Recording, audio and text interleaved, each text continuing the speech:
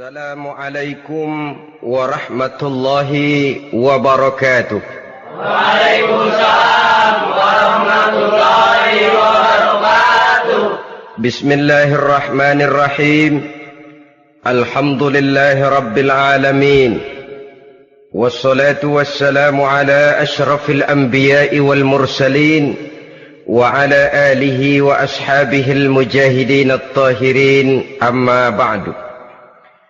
Bersabda Rasulullah sallallahu alaihi wasallam, "Iza sarratka hasanatuka wa sa'atka sayyi'atuka fa anta mu'min." Apabila perbuatanmu yang baik menyebabkan engkau bahagia, apabila perbuatanmu yang baik menyebabkan engkau gembira, dan perbuatanmu yang jahat menyebabkan engkau jadi susah, itulah tanda bahwa di hatimu masih ada iman. Artinya, belum tentu orang yang berbuat baik merasa bahagia dengan kebaikan yang dikerjakannya. Dan tidak selamanya orang yang berbuat jahat sanggup menyesali perbuatan jahatnya. Oleh karenanya, apabila iman masih ada, apabila hati masih hidup, perbuatan yang baik menyebabkan orang gembira, perbuatan yang jahat menyebabkan orang susah dan gelisah hatinya. Ini mengandung pelajaran. Sekali kita berbuat baik, jangan sekali-kali menyesali kebaikan itu. Sebaliknya, satu kali kita melakukan kesalahan, hendaknya selalu menyesalinya. Kadang-kadang dalam kehidupan, karena orang tempat kita berbuat baik itu rupanya membalas air susu dengan air tuba, kita lalu menyesali kebaikan. Lahirlah kata-kata, "Nyesal saya nolong dia." Ibarat pepatah katanya, nolong anjing kejepit. Waktu kejepit setengah mati kita tolongin, begitu selesai dia dari kejepitnya malah kita digigitnya. Saudara hadirin yang saya muliakan, dalam kehidupan sehari-hari barangkali ini kena filsafat yang disebut dorong mobil mogok. Ketika mobil mogok setengah mati kita dorong, begitu mesin hidup ditinggalkannya kita di belakang. Sesungguhnya perbuatan kita yang baik tidak harus disesali. Karena disesali atau tidak, toh perbuatan itu sudah kita lakukan. Dan penyesalan atas segala kebaikan hanya akan mengurangi nilai pahala kebaikan itu sendiri. Berbahagialah apabila berbuat baik, walaupun orang yang kita melakukan kebaikan membalasnya dengan kejahatan. Menyesalah apabila berbuat kesalahan, apabila melakukan dosa, karena itu pertanda nilai iman yang masih hidup dalam jiwa kita. Saudara-saudara kaum muslimin yang berbahagia, jadi sungguh pun pahala dan dosa sesuatu yang abstrak, efeknya jelas dia mendatangkan kebahagiaan atau membawa kepada kegelisahan batin di dalam kehidupan manusia. Orang di zaman materialis kurang terangsang berbuat pahala dan terdorong melakukan dosa. Kenapa? Karena pahala tidak kelihatan, dosa tidak nampak. Kalau pahala kelihatan, barangkali nggak kuat kita mikul pahala. Kalau dosa benjol, umpama tiap bikin dosa palanya benjol, barangkali sudah nggak karu-karuan kepala kita. Baik pahala, baik dosa, sesuatu yang tidak nampak oleh pandangan mata zahir, tapi yang punya efek dalam kehidupan ini. Orang yang banyak pahalanya dengan orang yang banyak dosanya, kalau dia berjalan barangkali sulit kita membedakan. Tapi efeknya dalam kehidupan ini jelas adanya. Sesuatu yang bernama pahala kita perlukan, karena hidup tidak berhenti hingga di sini. Sesuatu yang bernama dosa harus kita hindarkan, karena ada kelanjutan sesudah hidup yang sekarang ini. Kehidupan dari satu pertanggungan jawab. Itu sebabnya Imam Ghazali dalam bahasa yang indah sekali berpesan, "Jaddidis safinah fa innal bahra amiq wa khuziz zad fa innas safara ba'id." Perbarui selalu kapalmu, rawat, jaga baik-baik, dandani kapalmu, fa innal bahra amiq, karena sesungguhnya lautan ini sangat dalam. Satu bahasa yang indah dari tamsil terhadap kehidupan. Perbaiki kapalmu karena lautan ini sangat dalam. Artinya, jaga baik-baik hatimu. Pelihara iman dan keyakinanmu, karena hidup ini bagaikan gelombang lautan. Tempo-tempo air tenang, tempo-tempo ombak menggila dan menggunung. Jaga iman baik-baik karena hidup penuh dengan cobaan dan ujian. Itu maksudnya. Wa khuziz zad fa inna safara ba'id. Dan bawa bekal yang banyak karena perjalanan hidup ini sangat panjang. Perjalanan ini sangat jauh. Kita kalau pergi keluar kota tentu saja membawa bekal. Makin jauh kota yang akan kita tuju, makin banyak bekal yang harus kita bawa. Alangkah sengsaranya manusia apabila dia akan pergi ke satu kota yang jauh, modalnya cuma nekat. Bagaimana nanti di sana sajalah. Tidak membawa bekal sebagaimana yang sewajarnya. Hal yang semacam ini senangnya sih belum tentu, keblangsak dan susahnya sudah kebayang. Itu dalam kehidupan di dunia ini. Bagaimana kalau sudah bicara tentang kehidupan yang akan datang? Karena sesungguhnya hidup ini merupakan satu perjalanan yang sangat panjang. Sejak kita tinggal di alam arwah, pada saat jasad belum lagi diciptakan Allah, ruh sudah diciptakannya lebih dahulu. Sampai kemudian kita pindah ke alam rahim, alam kandungan ibu. Untuk kemudian berpindah kepada kehidupan dunia. Dari dunia ini kita pindah ke alam barzakh. Di sana tinggal kita 100 tahun mungkin, 100.000 tahun mungkin, 1 juta tahun mungkin, menunggu saat datangnya kiamat. Lalu dari alam barzakh pindah kita ke alam akhirat. Satu perjalanan yang sangat panjang. Alangkah malangnya, alangkah sengsaranya, jika tahu kita begitu panjangnya perjalanan hidup ini, tidak ada bekal yang kita bawa. Artinya kesengsaraan, kesulitan yang bertali-tali sudah jelas akan menimpa kita. Kalau pergi kita keluar kota membawa bekal uang, membawa bekal makanan, apa bekal yang mesti kita bawa? Apabila kita kembali ke alam barzakh, kembali ke alam kubur, berkumpul di padang mahsyar di akhirat nanti, nasi yang mau kita bawa? Uang yang mau kita bawa? Tentu tidak lagi. Karena kehidupan materialis selesai di atas liang lahat. Bila masuk kita ke liang lahat, disitulah pahala dan dosa memegang peranan yang sangat penting. Maka pada pertemuan malam ini, kita akan bicara tentang pahala dan dosa itu. Saudara-saudara kaum muslimin rahimakumullah. Yang dinamakan pahala, kata Imam Ali Al-Jurjani dalam kitab At-Ta'rifatnya, ma yastahiqqu bihi rahmatu wal maghfiratu minallahi ta'ala. Sesuatu yang pelaksananya berhak untuk mendapat rahmah dan ampunan dari Allah. Dengan kata lain, nilai pahala adalah akibat dari perbuatan-perbuatan di dalam melaksanakan perintah dan anjuran yang ada di dalam kehidupan agama. Apabila perintah dan anjuran kita laksanakan, nilai pahala itu lalu datang. Nah, nilai pahala dalam Islam, menurut konsepsi Quran, Allah menjelaskan, man jaa bil hasanati falahu asyru amsalihha. Barang siapa yang datang membawa satu kebajikan, barang siapa yang melaksanakan satu kebaikan, maka dia akan mendapat balasan 10 kali dari kebaikan yang dikerjakannya. 10 kali ini pun masih dilipat gandakan dengan 7. 7 ini pun masih dikalikan 100. Dan itu pun masih ditambah dengan pernyataan, wallahu yudha'ifu liman yasha'. Allah masih akan melipat gandakan perbuatan baik seseorang yang dikehendakinya.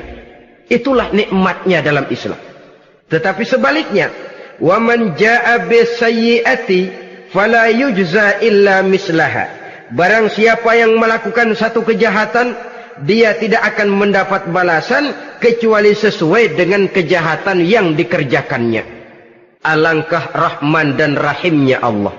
Orang yang berbuat baik dibalas 10, dikali 7, dikali 100, masih dilipat gandakan pula. Tapi orang yang berbuat jahat tidak akan mendapat balasan kecuali sesuai dengan kejahatan yang dikerjakannya. Ini kan beda dengan sifat kita manusia. Kita ini kadang-kadang kalau dijitak membalasnya mukul. Tapi kalau orang berbuat baik kepada kita, kita enggan untuk berbuat baik kepada orang tadi. Allah tidak mengajarkan begitu. Satu kebaikan berbalas 10. Satu kejahatan berbalas dengan satu kejahatan. Maha Rahman dan Rahim Allah. Bahkan dalam Islam, niat berbuat baik saja mendapat pahala. Sedangkan niat berbuat jahat belum ditulis merupakan satu dosa sampai kejahatan itu dikerjakan oleh orang yang niat tadi.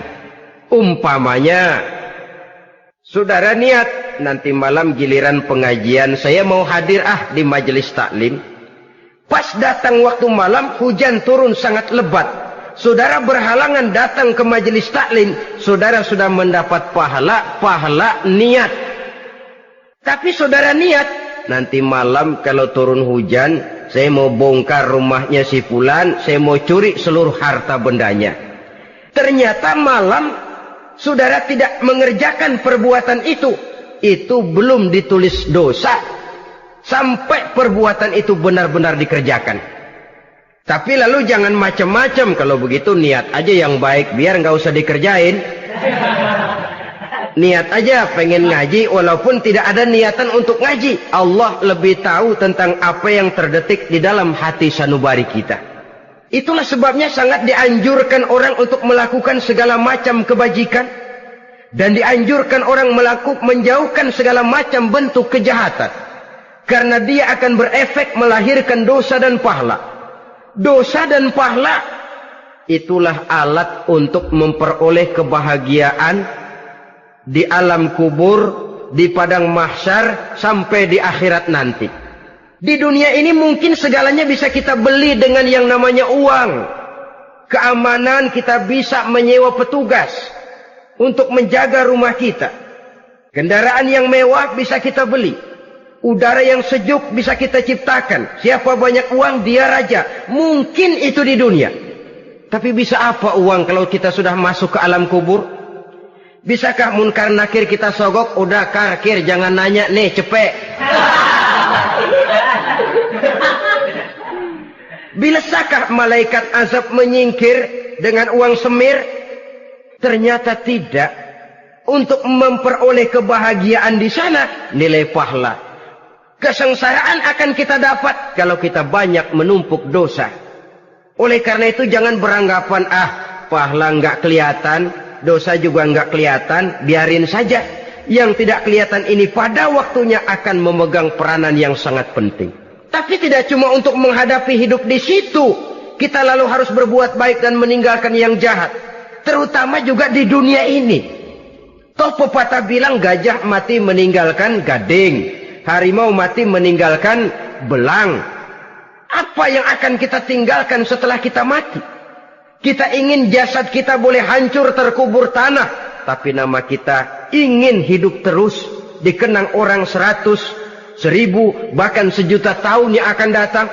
Ditulis orang dengan tinta emas dalam sejarah, tercatat kita sebagai orang baik-baik. Saudara-saudara kaum muslimin rahimakumullah. Lalu perbuatan apa yang bisa mendatangkan pahala itu? Saudara-saudara, semua perbuatan yang diperintah dan dianjurkan oleh Allah, yang dikerjakan dengan ikhlas hanya untuk mencapai ridho Allah, mendatangkan pahala. Kadang-kadang menurut pendapat kita remeh, tapi nilainya di sisi Allah besar. Itu pahala. Menghitung pahala itu hak prerogatif Allah. Perbuatan yang ringan Allah mau berikan ganjaran yang besar, itu urusan Allah. Misalnya, kata Nabi, la tahkiranna minal ma'rufi syai'an. Jangan kamu menganggap remeh perbuatan baik walaupun kecil. Jangan merasa sulit melakukan perbuatan yang mengandung pahala. Bertemu dengan teman, muka kita cerah, berpahala. menyingkirkan duri di jalanan berpahala, menolong orang yang sesat, memberitahu orang yang bertanya berpahala. Tidak sulit kalau kita mau. Yang diperintah dan dianjurkan oleh agama itu perbuatan yang mengandung nilai-nilai pahala. Masalahnya cuma tinggal mau atau tidak dan dikerjakan dengan ikhlas. Bertemu teman mukanya cerah, pahala. Menyingkirkan duri di jalanan, pahala. Sedekah, pahala. Tidak berupa perbuatan, bisa berupa ucapan. Misalnya bersolawat, pahala. Bertasbih dan bertahmid, pahala. Kata Nabi, kalimatani khafifatani 'alal lisan saqilatani fil mizan. Ada dua kalimat yang enteng di lidah tapi berat di timbangan akhirat nanti. Apa itu? Subhanallah walhamdulillah. Itu kan amalan yang ringan, perbuatan yang mudah saja, tapi nilainya demikian besar dalam pandangan Allah. Jadi pendeknya, perbuatan yang bernilai pahala adalah perintah dan anjuran agama yang dilaksanakan dengan ikhlas semata-mata untuk mencapai ridho Allah, itu mengandung pahala. Niat dasarnya itu harus karena Allah. Landasannya harus karena ikhlas. Bukan cuma sekedar basa-basi, tidak karena ingin dipuji orang, tidak karena mengharap tanda jasa, tapi ikhlas semata-mata. Dari perbuatan yang paling kecil dan mudah sekali sampai kepada amalan-amalan yang besar dan memerlukan biaya yang besar, seperti melaksanakan ibadah haji, seperti jihad fi sabilillah, membangun masjid, membangun pondok-pondok pesantren, membangun pusat-pusat kesehatan, membangun jalan-jalan umum, termasuk menjaga keamanan. Jangan dikira loh, siskamling umpamanya, menjaga keamanan kampung tidak berpahala. Kalau diniatkan ibadah, menjaga ketenangan warga supaya mereka tekun ibadah, ikhlas karena Allah, itu juga bernilai ibadah. Keluar kita dari rumah, pergi pagi, pulang sore, peras keringat, banting tulang cari nafkah buat menghidupi anak istri kita. Kalau diniatkan ibadah, melaksanakan kewajiban sebagai kepala rumah tangga, membantu orang tua sebagai anak, itu juga perbuatan-perbuatan yang mengandung pahala. Yang terbaik sesuai dengan bidang kehidupan kita. Ada orang yang dinamakan abid, ahli ibadah, pahala yang paling baik bagi dia, banyak-banyak tahajud, sembahyang malam, wirid, zikir, tasbih. Ada yang dinamakan orang alim, pahala yang paling baik buat orang macam ini, mengajar, menyebarkan ilmu, mendakwahkan Islam. Ada yang disebut wali, pejabat pemerintah, petugas. Amalan pahala yang paling baik buat orang semacam ini, melayani masyarakat, bekerja di bidangnya sesuai dengan profesinya. Saudara hadirin yang saya hormati, jadi dengan demikian, perbuatan-perbuatan yang mengandung nilai-nilai pahala ini bisa perbuatan yang menurut kita kecil namun punya nilai besar. Apalagi perbuatan besar dengan biaya yang besar, tentu makin besar juga pahala yang disediakan oleh Allah Subhanahu wa ta'ala. Oleh karenanya, kalau kita bercermin dari ayat Quran, hidup ini kesempatan untuk berbuat baik. Huwallazi khalaqal mauta wal hayata liyabluwakum ayyukum ahsanu amala. Dialah Allah, Tuhan yang telah memberikan hidup dan mati kepadamu, untuk menguji kamu, siapa di antara kamu yang paling baik amal perbuatannya. Jadi tidak saya rinci, tapi cukuplah satu penjelasan global. Perbuatan yang berpahala adalah perbuatan melaksanakan perintah Allah atau anjuran Allah dengan dasar ikhlas, dengan tujuan untuk mencapai ridho Allah semata-mata. Lalu apa perbuatan yang mengakibatkan dosa itu? Saudara-saudara, dosa lahir akibat melakukan larangan Allah atau mengerjakan yang dicelaknya. Nah, para ulama ada yang membagi dosa itu menjadi dua bagian. Ada dosa-dosa kecil, ada dosa-dosa besar. Tetapi sebenarnya ditinjau dari segi hakikatnya, kalau sudah melakukan satu kesalahan yang mengakibatkan dosa, jangan dilihat besar dan kecilnya, tapi kepada siapa dosa itu kita kerjakan. Sebab kalau dosa kita anggap satu yang kecil, orang akan terangsang untuk mengerjakan yang kecil-kecil saja. Sehingga dengan demikian, yang kecil pun akan menjadi besar kalau ditumpuk-tumpuk. Sedangkan yang besar bisa saja menjadi kecil kalau selalu diiringi dengan permohonan ampun kepada Allah. Itu sebabnya para ulama sufi, orang-orang tasawuf mengatakan, la saghair ma'al istimrar wala kabair ma'al istighfar. Tidak ada dosa yang kecil kalau dikerjakan terus-menerus, dan tidak ada dosa yang besar kalau digempur tiap saat dengan perbuatan istighfar atau memohon ampun kepada Allah Subhanahu wa taala. Cuma saja pada umumnya, karena dosa-dosa kecil itu lebih mudah taubatnya, dan ada janji Nabi, barang siapa yang meninggalkan dosa-dosa besar akan diampuni dosa-dosanya yang kecil-kecil. Oleh karena itu, pada kesempatan ini kita akan juga bicarakan apa saja yang termasuk klasifikasi dosa-dosa besar, dengan harapan kita bisa menjaga diri, menyelamatkan diri, jangan sampai terjatuh ke dalam dosa-dosa yang besar tadi. Tetapi bukan berarti kita harus terangsang melakukan dosa-dosa yang kecil. Ah, biarin kecil ini, tobatnya gampang. Ah, dosa kelas teri. Ah, dosa itu kan tidak kelihatan. Lalu terangsang melakukan perbuatan dosa-dosa walaupun kecil, kalau berlarut terus-menerus dia akan tumbuh menjadi dosa yang besar. Oleh karenanya jangan sampai mengundang pengertian kalau kita membicarakan dosa-dosa yang besar lalu terangsang melakukan dosa-dosa yang kecil, karena bagaimanapun juga dosa kecil dan dosa besar sama dalam arti kepada Allah kita melakukan kesalahan. Dan dosa yang kecil pun kalau bertumpuk, dia akan menjadi banyak. Saudara-saudara kaum muslimin rahimakumullah, ada beberapa jenis dosa-dosa besar. Jenis yang pertama, asyirku billah, syirik atau menyekutukan Allah. Dari sekian deretan dosa-dosa besar, syirik ini merupakan bapak moyangnya dosa. Dedengkotnya dosa itu syirik, menyekutukan Allah. Bahkan dosa yang lain Allah masih mau mengampuni, tapi kalau sudah syirik, menyekutukan Allah, itu sudah satu dosa yang tidak berampun sama sekali.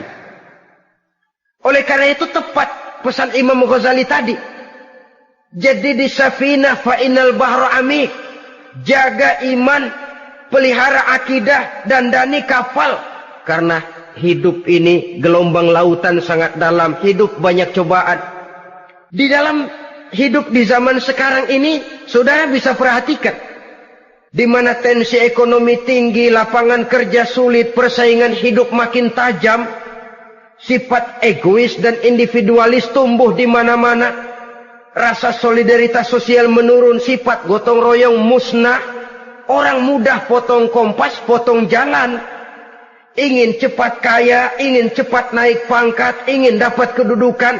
Kadang-kadang akidah pun terjual, akidah pun musnah, jatuh ke jurang syirik pun tidak jadi soal.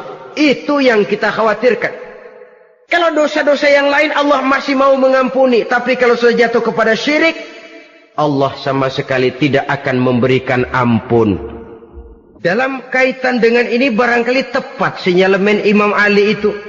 Andai kata kemiskinan merupakan satu kepribadian, saya akan membunuhnya lebih dahulu.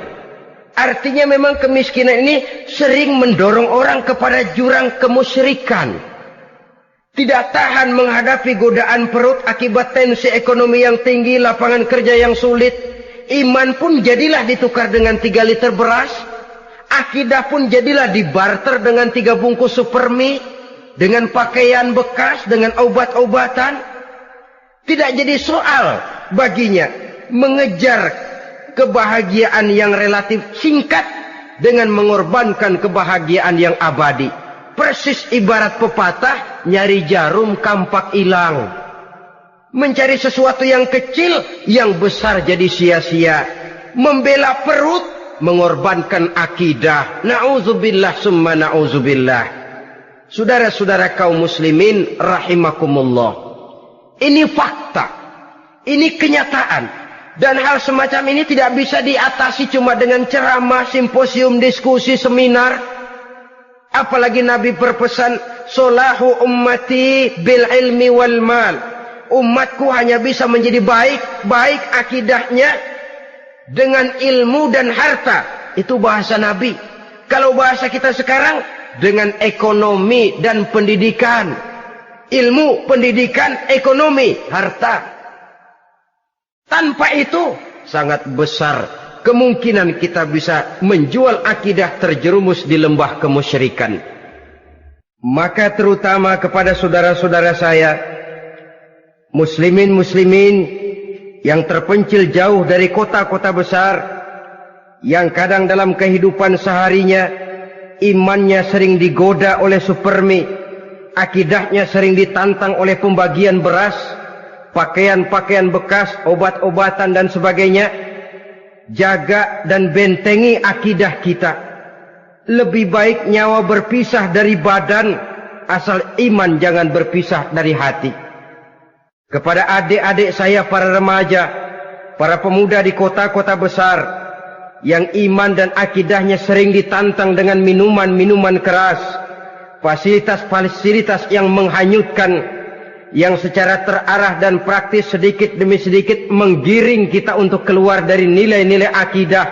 Hati-hati, jaga baik-baik, sebab intan paling mahal, mutiara paling berharga, tidak lain nilai iman ini. Tergelincir kita daripadanya, jatuh ke lembah kemusyrikan, jatuh ke satu dosa yang teramat besar, yang Allah tidak akan pernah memberikan ampun lagi. Ini dosa besar yang pertama. Yang kedua, qatlun nafsi illa bil haq. Membunuh orang tanpa alasan yang benar. Di zaman kesulitan ekonomi kadang-kadang orang mudah nekat. Tengok saja. Kadang-kadang karena pasal uang 100-200 perak saja nyawa bisa melayang.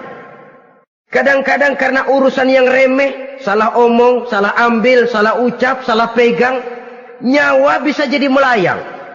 Alangkah murahnya nyawa, seakan-akan kita yang punya. Padahal nyawa itu hak milik Allah. Tidak pantas kita merampasnya, tidak pantas kita menghilangkannya dari jasad seseorang. Oleh karenanya, membunuh orang merupakan satu dosa yang sangat besar.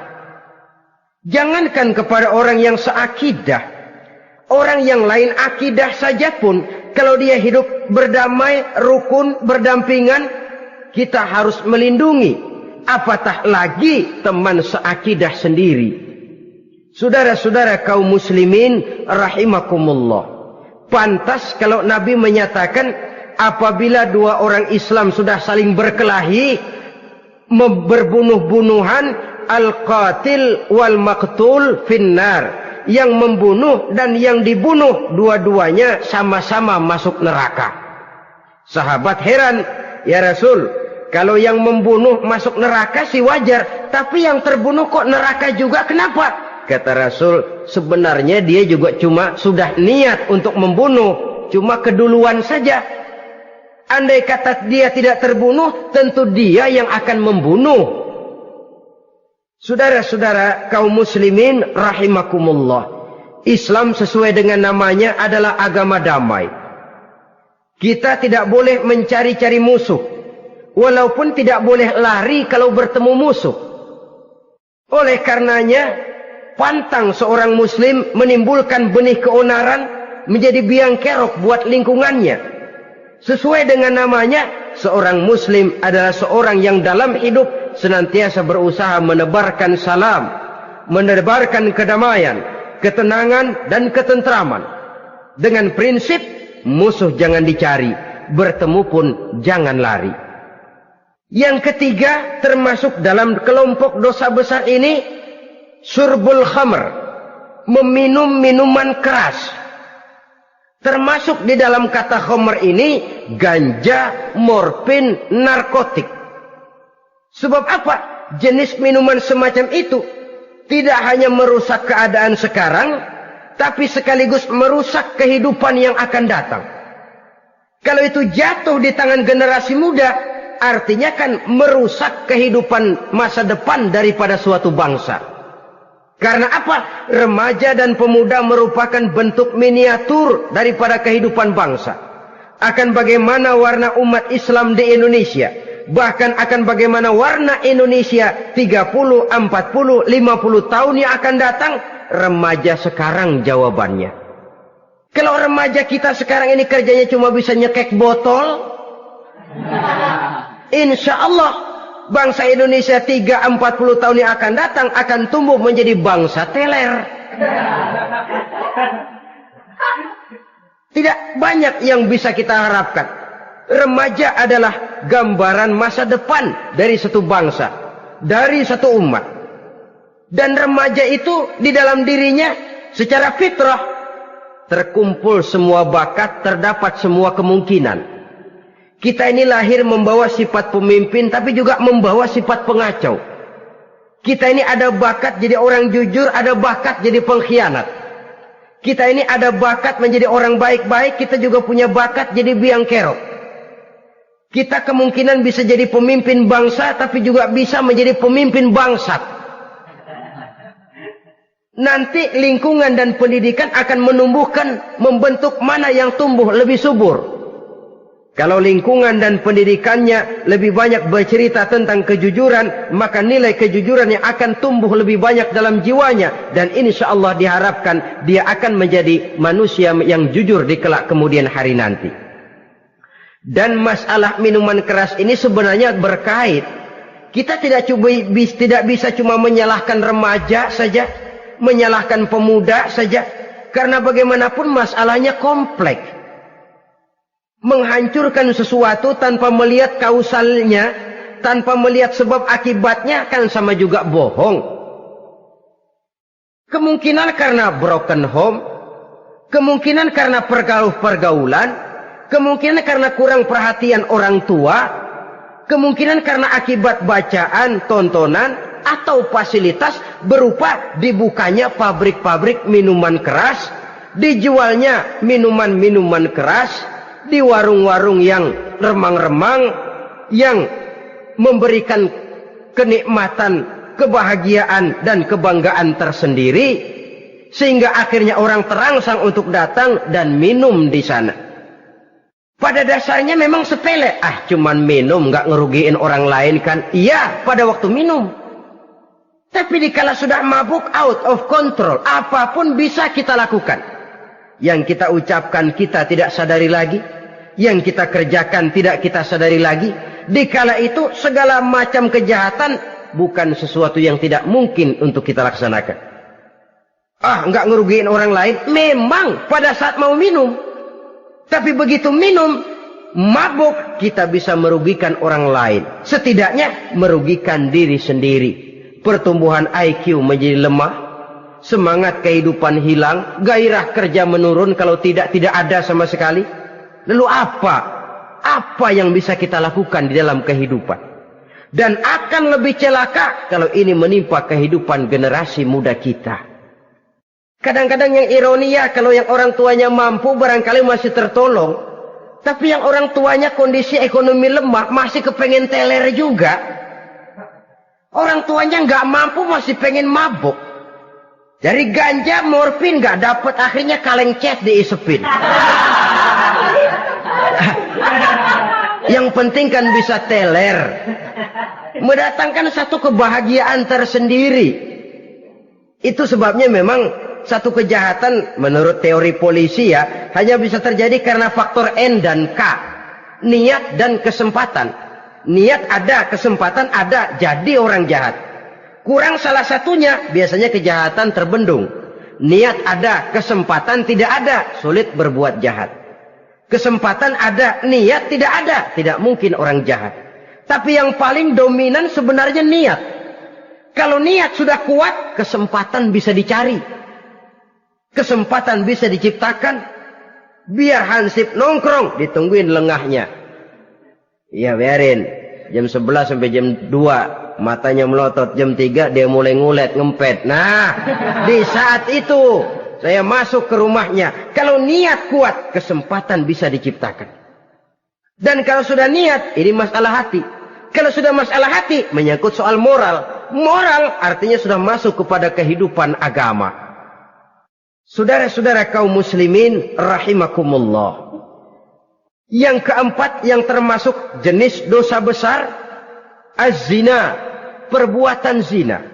Di zaman pergaulan bebas dengan prinsip free love, free sex ini, tengok sudah berapa banyak gadis-gadis bergelimpangan jadi korban. Berapa banyak bayi-bayi yang lahir ke dunia tanpa tahu kemana dia mesti memanggil bapak.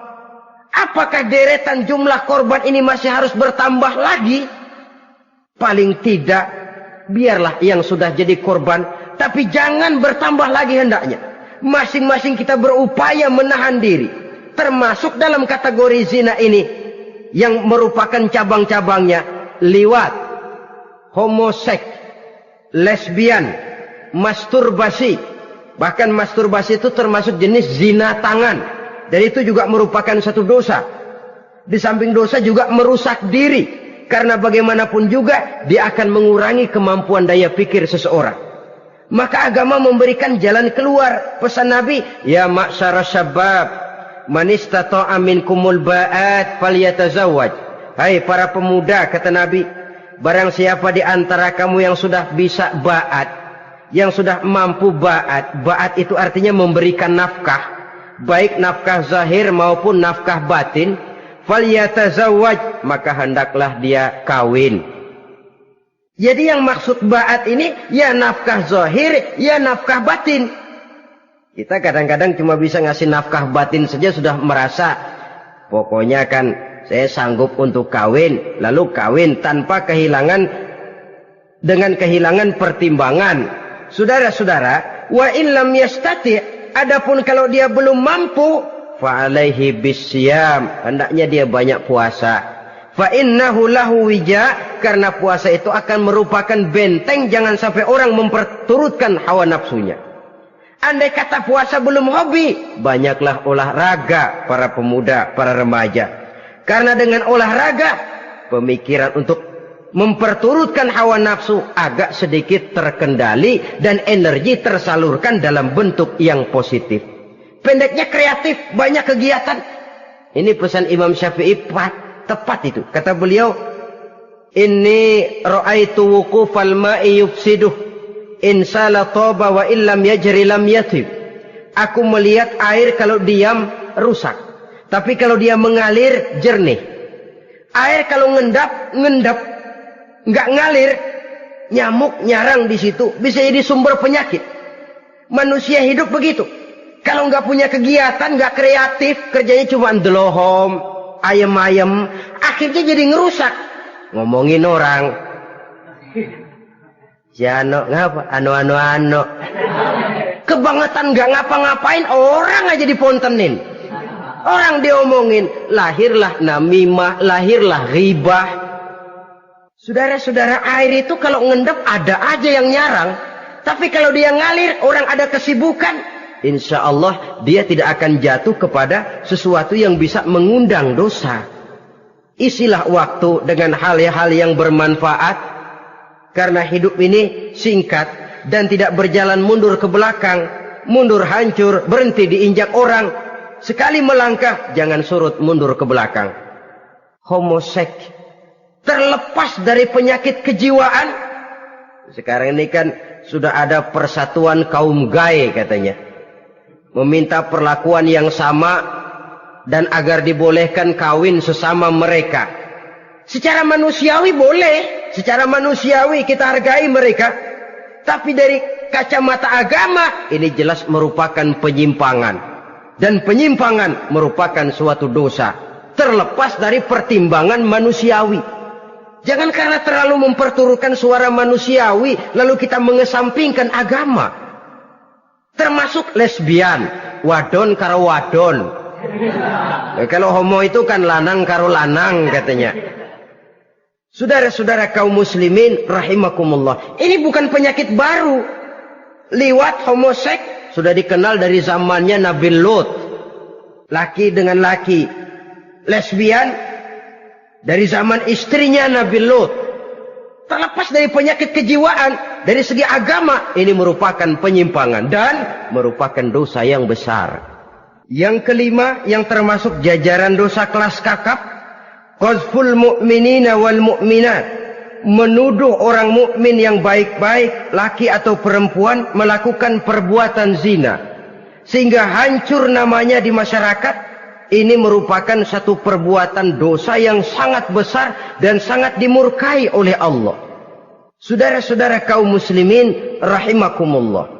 Oleh sebab itu tentang masalah ini, kalau memang tidak ada saksi, jangan sembarang kita enteng lidah menuduh orang lain berbuat zina, menuduh orang lain berbuat serong. Dosanya kelewat besar di dalam kehidupan. Karena apa? Mencari harga diri itu berat. Memelihara kehormatan diri jauh lebih berat. Satu kali orang dihancurkan namanya di masyarakat, dia akan terisolir jadinya. Oleh karenanya, berlindung kita kepada Allah, jangan sampailah dihinggapi oleh sifat ini. Karena sentimen kita kepada seseorang, karena hasad kita kepada seseorang, tidak senang melihat orang lain lebih maju, lalu lidah ini seenaknya saja mengucapkan kata. Padahal sanksi dan resikonya sangat besar. Yang kita tuduh barangkali mendapat pahala dari Allah. Kita sendiri yang menuduh tanpa saksi, tanpa alasan yang benar, mendapat dosa yang sangat besar. Saudara-saudara, memang kadang-kadang aneh dalam hidup ini.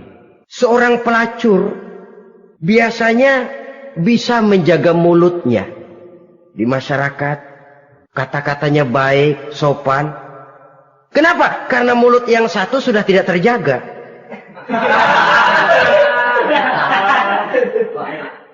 Kita kadang-kadang kehormatan bisa kita jaga, tapi mulut tidak terkontrol.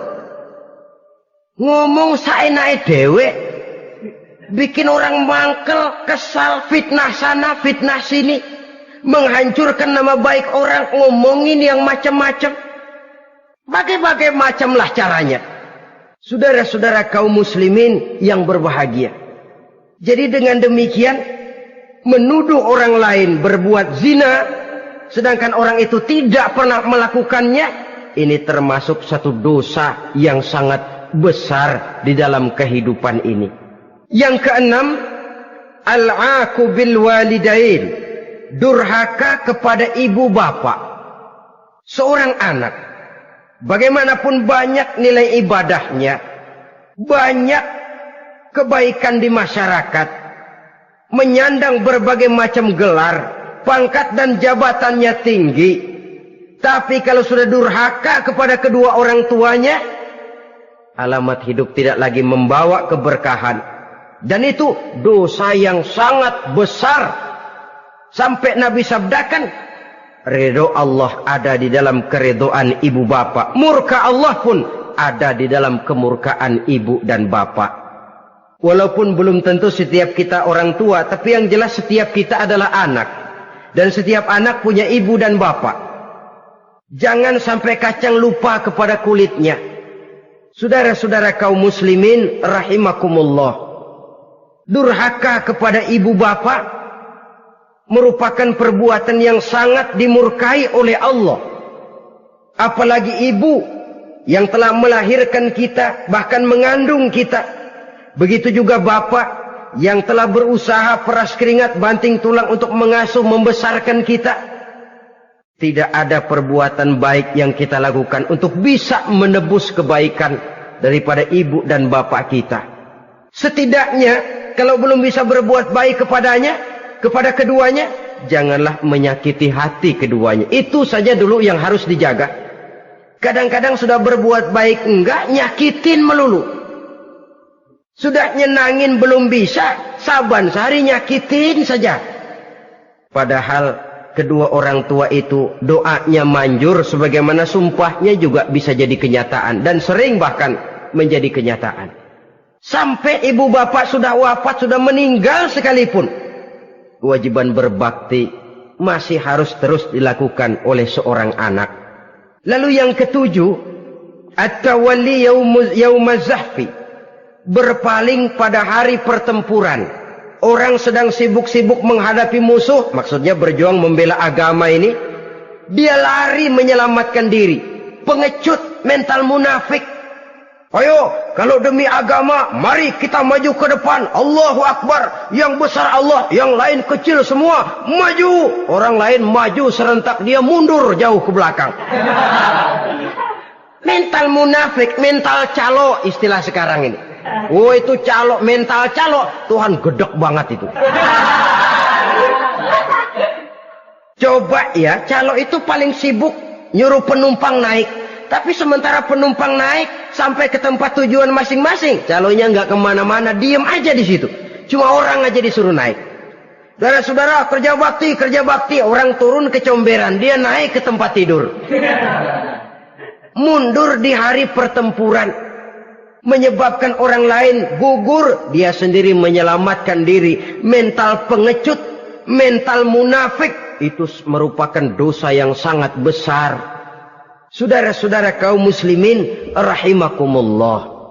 Itu sebabnya agama itu memerlukan keberanian. Memang, tapi bukan keberanian yang tanpa perhitungan. Sebab berani tanpa berhitung namanya berani babi. Kita berani kalau benar, kita harus takut kalau salah. Jangan dibalik. Salah berani, nekat namanya. Benar takut, pengecut namanya. Orang yang pengecut adalah orang yang takut membela kebenaran. Orang yang nekat sesungguhnya udah salah nggak malu lagi. Udah salah nekat lagi. Merasa rugi berbuat kebaikan, puas kalau berbuat kejahatan. Padahal Nabi pesan, siapa yang berbuat dosa sambil tertawa, nanti dia akan masuk neraka sambil menangis. Karena itu dipesan pula di dunia ini, sering-seringlah mencuci mukamu dengan air mata taubat. Cuci lidahmu dengan zikir kepada Allah. Bersihkan hatimu dengan air ikhlas. Saudara-saudara kaum muslimin rahimakumullah. Kan ada toh orang berbuat baik nggak gembira. Tapi berbuat jahat malah puas. Atau sama saja orang lain berbuat baik, hatinya kesel. Orang lain berbuat jahat, dia malah mendukung. Atau orang lain tergelincir berbuat jahat, dia malah girang. Ini kan tidak objektif. Karena yang berbuat baik, orang yang dia keselin, dia nggak seneng. Tetapi karena yang berbuat jahat, orang yang dia senengin, dibenerin juga. Itu nggak objektif namanya. Mundur di hari pertempuran pada saat saudara-saudara kita sedang menghadapi musuh, sikap pengecut yang sangat dibenci Allah. Yang kedelapan, termasuk kelompok dosa besar, aklu malil yatim, makan harta anak yatim. Kadang-kadang ada orang mengeksploitir loh nasib anak-anak yatim. Karena biasanya para dermawan peka kalau mendengar nasib yatim, memberikan santunan. Si yatim belum makan, yang ngurusin udah pada kenyang. Mengeksploitir, memakan harta anak yatim termasuk dosa yang sangat besar. Sehingga Nabi pesan, ana wa kafilul yatim kahataini yaumal qiyamah. Aku dan orang yang menyantuni anak yatim seperti dua jari ini di hari kiamat. Rumah yang paling dimuliakan Allah adalah rumah yang di dalamnya ada anak yatim yang hidupnya dihormati, hidupnya disantuni, keperluannya dicukupi. Maaf saja, tahap kita menyantuni anak yatim ini baru tahap setahun sekali. Kalau Muharram kita agungkanlah, kita besarkan. Lebaran yatim katanya. Kita kumpulkan dana, kita usap kepala yatim, kita kumpulkan beras, kita bagikan hari itu. Perkara bulan depan kelaparan, kita tutup kuping. Perkara bulan berikutnya dia kelaparan, kita masa bodoh. Bahwa di bulan Muharram kita santuni yatim piatu itu sudah baik. Tapi akan lebih baik lagi kalau kita sanggup menjadi bapak asuh mereka, memikirkan sekolah mereka, ada kontinuitas. Kalau mereka diasuh oleh orang lain, lalu bertukar agamanya, berpindah akidahnya, kita ngomel habis-habisan. Tapi kita ada kemampuan, kita tidak mau berbuat semacam itu. Ya sama juga bohong namanya. Saudara-saudara kaum muslimin rahimakumullah. Orang yang menyantuni yatim mendapat pahala besar. Tapi orang yang mengkorup harta anak yatim, dosanya juga sangat besar. Berhati-hatilah kalau kita diberikan kepercayaan oleh masyarakat untuk mengurus anak-anak yatim. Karena pahalanya besar, resikonya juga besar. Yang kesembilan, syahadatuz zur, sumpah palsu. Sebab sumpah palsu ini menggunakan nama Allah untuk sesuatu yang tidak benar. Nama kita saja dibawa untuk yang tidak benar, kita jengkel. Nama kita dipalsukan untuk sesuatu yang tidak baik, kita kadang-kadang jengkel, tidak puas jengkel, menuntut melalui saluran hukum. Kenapa? Nama saya dicatut. Bagaimana lagi kalau nama Allah kita pakai untuk bersumpah, sumpahnya palsu, menguntungkan kita, merugikan orang lain, Allah murka betul.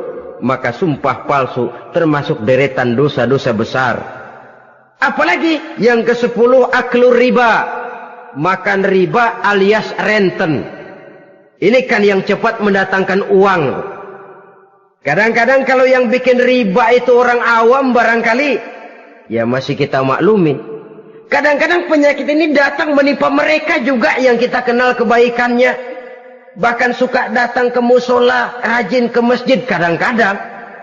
Riba masih dimakannya. Karena ini cara cari duit paling enak. Duit utuh tambahnya terus masuk. Na'udzubillah summa na'udzubillah. Itu yang diibaratkan dalam perjalanan Mi'raj waktu Nabi diperlihatkan neraka. Orang perutnya sebesar rumah dililit ular.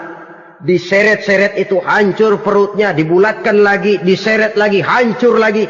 Dibulatkan lagi, terus menerus begitu. Dia berteriak, mengerang, mengeluh, mengaduh kesakitan. Nabi tanya, itu apa Jibril? Itu contoh dari umatmu yang suka makan riba Muhammad. Makan renten. Saudara-saudara, ini kan mencekik leher orang. Orang sedang kesulitan. Kelihatannya sih baik, menolong. Tapi di belakang menolong itu nyekek. Di belakang nolong itu nyekek. Dan nyekek itu sebenarnya tujuan utamanya. Orang yang menjalankan riba pada dasarnya tidak punya peri kemanusiaan kok. Kalau dia kelihatannya mau menolong, kelihatannya motifnya mencari untung di belakang itu. Jauh dari kemanusiaan. Yang ke-11, saudara-saudara, termasuk jajaran dosa besar itu qat'ur rahim, memutuskan silaturahmi. Marah, hobi sama marah. Kalau 3 hari nggak marahan sama orang, ngebet palanya. Selalu nyari gara-gara. Kalau udah marah berlaku perpanjangan waktu. Tahun, 2 tahun, kadang-kadang seumur hidup. Saudara hadirin yang saya muliakan. Apalagi mengurangi timbangan termasuk kelas dosa besar. Makan suap termasuk dosa besar. Semir menyemir dosa besar. Apalagi bunuh diri. Nah ini, bunuh diri dosa besar. Kadang-kadang karena sulit nekat. Daripada hidup susah mendingan mati sekalian.